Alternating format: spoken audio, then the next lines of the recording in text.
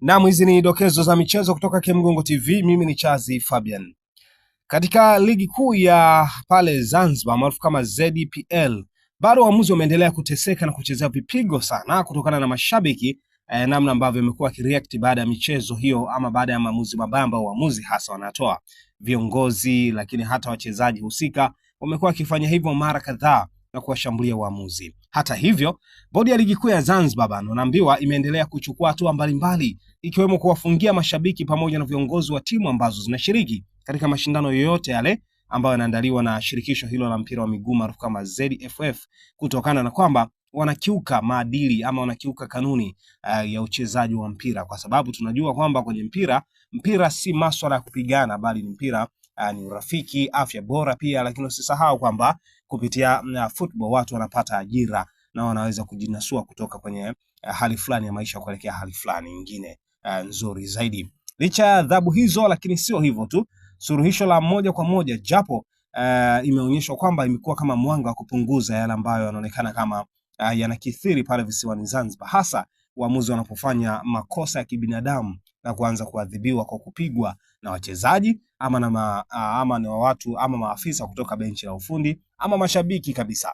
Hivi karibuni bodi hiyo ilitoza faini ya shilingi milioni 5 timu ya Zimamoto kwa kosa la baadhi ya wachezaji wake pamoja na viongozi kufanya vurugu na kumpiga mwamuzi wakati wa mchezo, jambo linalosababisha kuvunjwa kwa mchezo wa soka ama kuvunjwa kwa mchezo huo, ambapo dakika 75 tu zilitosha mchezo huu kushuhudiwa, hazikufika 90, kutokana na wachezaji pamoja na benchi la ufundi la Zimamoto kuanza kuwashambulia waamuzi wote, mwamuzi wa pembeni pamoja na mwamuzi wa kati ambaye alifanya maamuzi si sahihi kwa upande wao. Lakini adhabu hiyo haijaishia hapo tu. Zimamoto pia wamekumbana na adhabu ya milioni 2.5 kama gharama matibabu kwa mwamuzi ama kwa waamuzi ambao wameathirika na kila ambacho alikifanya.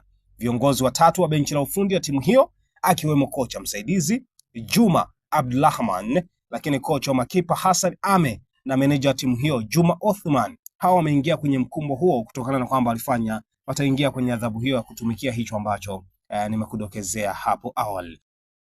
Sikiliza, unataka kujenga nyumba imara kwa bei nafuu? Karibu Kemgongo Hardware. Tunapatikana Dodoma karibu na ofisi ya kata ya Mchuka, mkabala na barabara ya lami ya kuelekea Mvumi. Sisi Kemgongo Hardware tunauza vifaa vyote vya ujenzi, kuanzia saruji, nondo, mabati, rangi hadi matofali. Matofali yetu sasa yanapatikana kwa saizi zote kama vile inchi 5, inchi 6, yakiwa katika hali ya uimara na yenye ubora kwa bei nafuu zaidi ya soko. Iko hivi, Kemgongo Hardware ndio sehemu sahihi kwa ujenzi wako wa ndoto. Wasiliana nasi kupitia simu namba 0750694276 ama 0653611722.